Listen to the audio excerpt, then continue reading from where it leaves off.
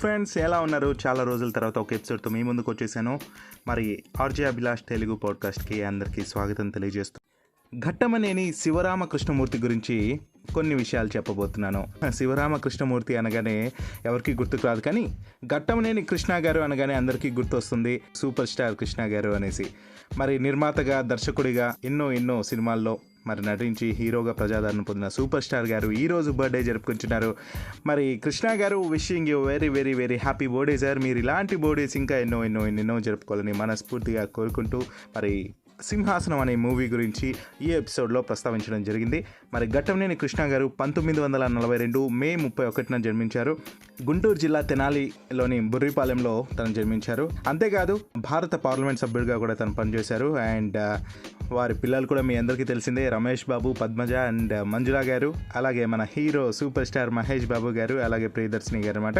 కృష్ణ గారికి once again happy birthday తెలియజేస్తూ ఎపిసోడ్లోకి enter అయిపోదాం.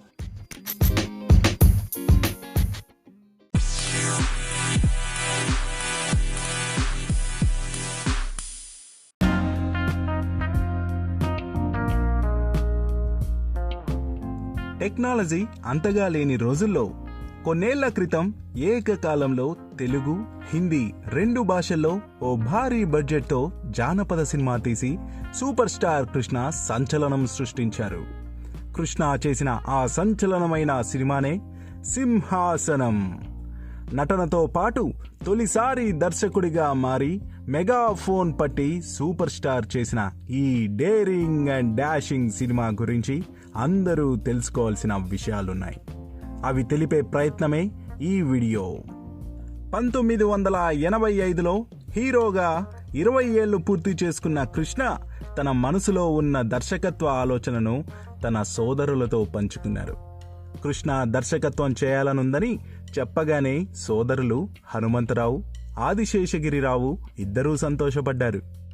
అయితే కృష్ణ డైరెక్ట్ చేసే తొలి సినిమా మామూలుగా ఉండకూడదని ఓ సంచలనం అవ్వాలనుకున్నారు. ఎలాంటి సినిమా చేస్తే బాగుంటుంది అంటూ చర్చల్లోకి దిగారు. చివరికి అందరూ జానపదంకే ఓటేశారు. అప్పటికే జానపదం నేపథ్యంలో సినిమాలు చేసినప్పటికీ ఈసారి వాటికి మించి ఓ గొప్ప కథతో సినిమా చేయాలనుకున్నారు కృష్ణ. రచయిత త్రిపురనేని మహారథితో కలిసి కృష్ణ, హనుమంతరావు, ఆదిశేషగిరిరావు చర్చలు జరుపుతున్నారు. చివరికి ఓ కథ కుదిరింది. కాకతీయ సామ్రాజ్యంలోని కొన్ని ఘట్టాలను స్ఫూర్తిగా తీసుకుని అలకనందాదేవి, విక్రమసింహ సేనాపతి పాత్రలతో మంచి కథ అల్లారు. ఆ కథకి సింహాసనం అనే టైటిల్ను సూచించారు కృష్ణ సోదరుడు హనుమంతరావు. స్క్రిప్ట్ ఫైనల్ అయ్యాక ప్రీ ప్రొడక్షన్ పనులు మొదలుపెట్టారు. సినిమాను భారీ బడ్జెట్తో ప్రేక్షకులు నివ్వురపోయేలా నిర్మించాలని కృష్ణ డిసైడ్ అయ్యారు.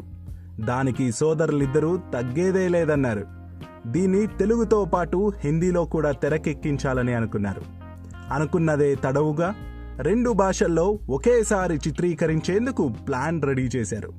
హిందీలో జితేంద్రని హీరోగా పెట్టి తీయాలని ఫిక్స్ అయ్యారు కృష్ణ.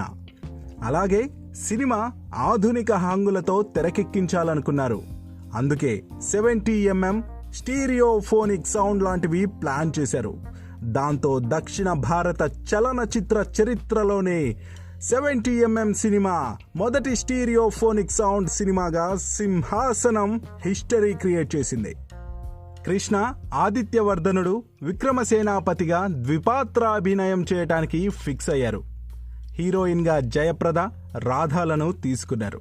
కాంతారావు, ప్రభాకర్ రెడ్డి, ఎం బాలయ్య, కైకాల సత్యనారాయణ, గుమ్మడీలతో పాటు మిగతా పాత్రలకు కాస్టింగ్ ఫైనల్ చేశారు. సంగీత దర్శకుడిగా బాలీవుడ్లో మంచి ఫామ్లో ఉన్న బప్పీ లహరిని ఫిక్స్ చేసుకున్నారు. ఆయనకి తెలుగులో వచ్చిన మొదటి అవకాశం కావడంతో అదిరిపోయే ఎనర్జెటిక్ ట్యూన్స్ రెడీ చేసిచ్చారు.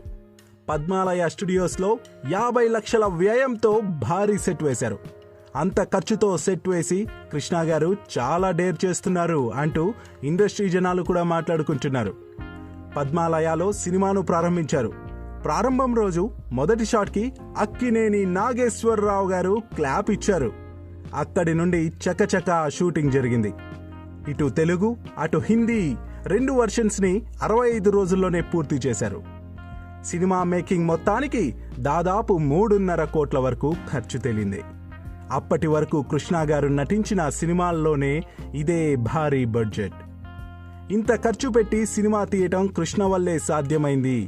ఏదేమైనా Krishna daring and dashing hero అంటూ ఇండస్ట్రీలో అందరూ గొప్పగా చెప్పుకున్నారు. రిలీజ్ ముందు విడుదలైన పాటలు మోత మోగించి సూపర్ డూపర్ ఆల్బమ్ అనిపించుకుంది. ముఖ్యంగా ఆకాశంలో ఒక తార సెన్సేషనల్ హిట్ అయింది. ఆ సాంగ్లో మ్యూజిక్ తెలుగు ఆడియన్స్కి కొత్త అనుభూతి కలిగించింది.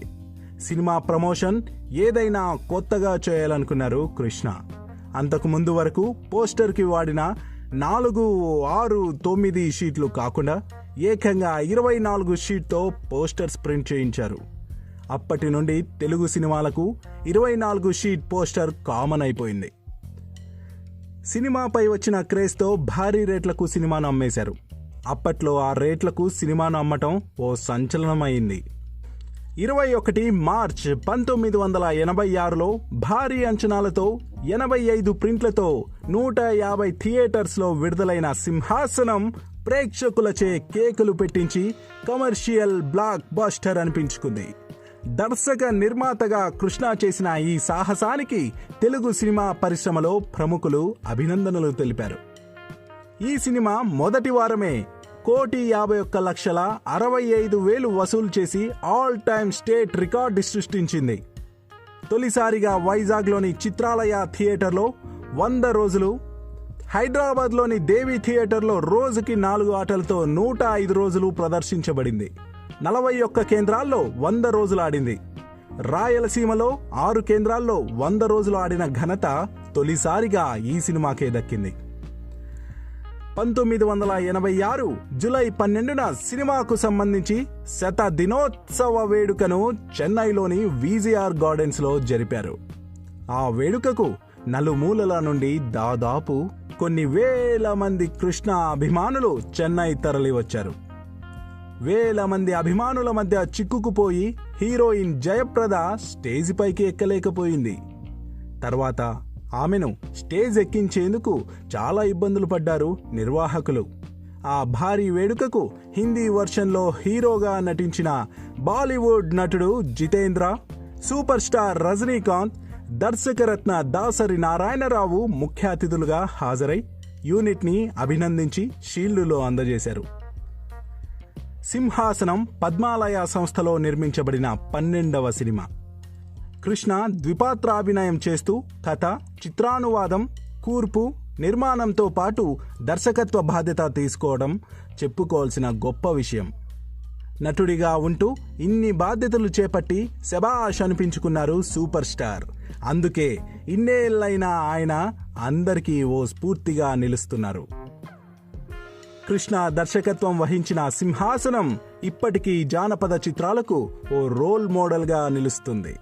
సూపర్ స్టార్ ధైర్య సాహసాలతో ఎక్కడా వెనకడుగు వేయకుండా భారీ వ్యయంతో నిర్మించి తెరకెక్కించిన సింహాసనం ఓ సంచలనం సృష్టించి ఓ అద్భుతమైన జానపద సినిమాగా చరిత్రలో నిలిచిపోయింది. ఇదండి సూపర్ స్టార్ కృష్ణ నటించి డైరెక్షన్ కూడా చేసి సంచలన విజయం సాధించిన సింహాసనం తెర వెనుక సంగతి. మరో క్లాసిక్ సినిమా విశేషాలతో మళ్ళీ కలుద్దాం.